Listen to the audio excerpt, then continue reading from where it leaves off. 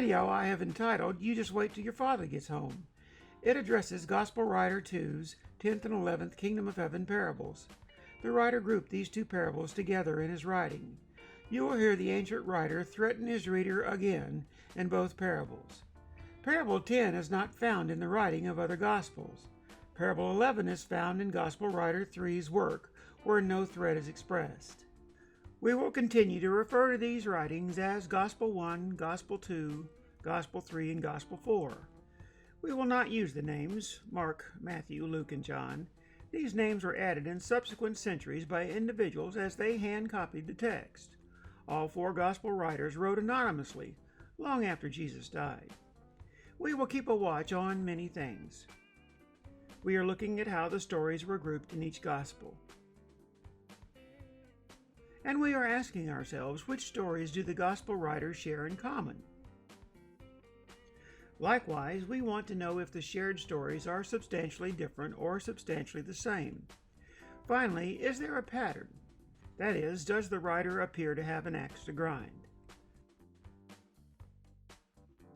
For our live broadcast discussions, we are keeping in mind 5 questions. Was Jesus a character in any of what an ancient writer presents as one of Jesus' own parables? To what does the ancient writer attribute each of Jesus' comparisons? At what point does the parable end and the ancient writer's commentary begin? Can we separate the writer's proposition from the parable itself? And does the parable bring up a wealthy afterlife where one sees their loved ones? Or is the kingdom of heaven simply metaphor for something else? Throughout this study, our suspicion has been that Jesus' parables, circulating in the first century, were used by ancient writers to promote Jesus and not necessarily to reflect what Jesus taught the people of the way. Gospel Writer 2's 10th Kingdom of Heaven parable reads, Then the kingdom of heaven will be comparable to 10 virgins who took their lamps and went out to meet the bridegroom. And 5 of them were foolish, and 5 were prudent. For when the foolish took their lamps, they took no oil with them. But the prudent took oil in flask along with their lamps. Now while the bridegroom was delaying, they all got drowsy and began to sleep. But at midnight there was a shout, Behold, the bridegroom comes! Come out to meet him. Then all those virgins rose and trimmed their lamps. And the foolish said to the prudent, Give us some of your oil, for our lamps are going out. But the prudent answered, saying, No, there will not be enough for us, and you too go instead to the dealers and buy some for yourselves. And while they were going away to make the purchase, the bridegroom came, and those who were ready went in with him to the wedding feast, and the door was shut. And later the other virgins also came, saying, Lord, Lord, open up for us. But he answered and said, Truly I say to you, I do not know you. Be on the alert then, for you do not know the day nor the hour. Gospel Writer 2's 11th Kingdom of Heaven parable reads, For it, Kingdom of Heaven, is just like a man about to go on a journey who called his own slaves and entrusted his possessions to them. And to one he gave 5 talents, to another 2, and to another 1, each according to his own ability. And when he went on his journey, immediately the one who had received the 5 talents went and traded with them, and gained 5 more talents. In the same manner, the one who had received 2 talents gained 2 more. But the one who received the 1 talent went away and dug in the ground and hid his master's money. Now after a long time, the master of those slaves came and settled accounts with them. And the one who had received 5 talents came up and brought 5 more talents, saying, Master, you entrusted 5 talents to me. See, I have gained 5 more. His master said to him, Well done, good and faithful slave. You were faithful in a few things. I will put you in charge of many things. Enter into the joy of your master. The one also who had received 2 talents came up and said, Master, you entrusted to me 2 talents. See, I have gained 2 more. His master said to him, Well done, good and faithful servant. You were faithful with a few things. I will put you in charge of many things. Enter into the joy of your master. And the one who also had received the 1 talent came up and said, Master, I knew you to be a hard man, reaping where you do not sow, and gathering where you gathered no seed.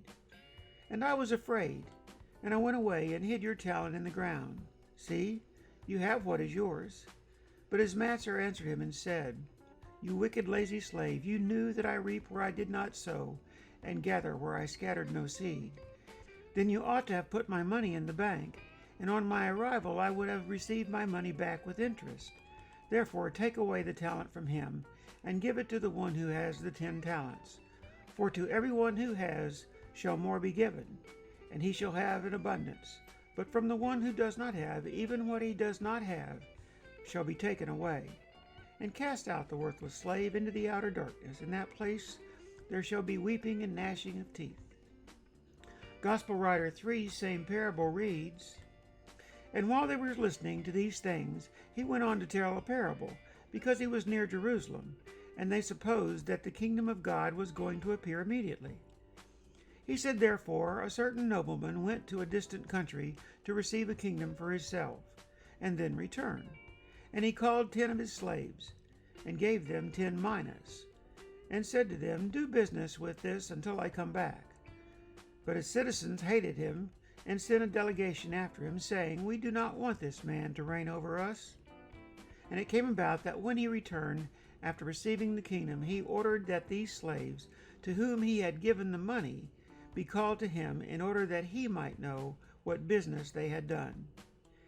And the first appeared, saying, 'Master, your mina has made 10 minas more.' And he said to him, 'Well done, good slave, because you have been faithful in very little, be in authority over 10 cities. And the second came, saying, 'Your mina, master, has made 5 more.' And he said to him also, 'And you are to be over 5 cities.' And another came, saying, 'Master, behold your mina, which I kept put away in a handkerchief, for I was afraid of you, because you are an exacting man. You take up what you did not lay down, and reap what you did not sow.' He said to him, 'By your own words I will judge you, you worthless slave. Did you know that I am an exacting man, taking up what I did not lay down, and reaping what I did not sow? Then why did you not put the money in the bank, and having come I would have collected it with interest?' And he said to the bystanders, 'Take the mina away from him, and give it to the one who has the 10 minas.' And they said to him, 'Master, he has 10 minas already.' I tell you that to everyone who has shall more be given, but from the one who does not have, even what he does have shall be taken away." Gospel writer 2's point in these 2 group parables seems to be, follow Jesus now, or you will lose everything. You will be shut out forever, and you will be cast out into the outer darkness, in that place where you will be tormented. Notice that there is no such threat in Gospel writer 3's work. Just the simple statement, I tell you, that to everyone who has shall more be given, but from the one who does not have, even what he does have shall be taken away. Gospel writer 2's version has the same admonition, just before the threat. This admonition seems more likely to have been the end of the version of Jesus' parable circulating in the 1st century. Jesus' point may have been nothing more than when your reactions are suddenly required, the way you have already prepared within yourself determines your visceral response to the circumstances around you. Spur-of-the-moment reactions leave no time to think. Jesus may have also been saying, if you attempt to adopt the way, you either use it or lose it. It increases with effort, and it disappears without effort. This would be in keeping with his pronouncement in the Sermon on the Mount concerning the least and the greatest in the kingdom of heaven. So if we use the same kingdom of heaven parables as Gospel writer 2 employs so far, what may have Jesus taught the people of the way? It could have sounded like this. We plant an idea about contentment. How it grows, we are not sure. But when it grows, we reap the results. It grows until it benefits others all around us. It becomes infectious. It is more valuable than anything else we have. But we still must sort out the bad attitudes from the good. We are more content with an attitude of forgiveness. No matter when you begin to adopt this way of being, you reap the same results. Don't be too busy to live life while life is available to you. Prepare your attitude before the spur of the moment comes, so your visceral response does not fail you. Put effort into the way, and it will grow inside you. It's our attitude toward life that is the way. The figure of speech, kingdom of heaven, is a metaphor for the kingdom of contentment within our sovereign selves. The kingdom of heaven with golden streets and gates of pearl did not appear in ancient writings until the end of the 1st century. If nothing supernatural ever happened, then Jesus' following, known as people of the way, grew out of the way he taught, not because people were dazzled by supernatural displays. His way of being content in life is not supernatural. It's just naturally super. In future videos, we will continue to see what might have been Jesus' message to his following, known as people of the way. Neither hard atheist nor fundamentalist Christian theist would embrace my thoughts. But it's all good, unless you happen to think it's bad.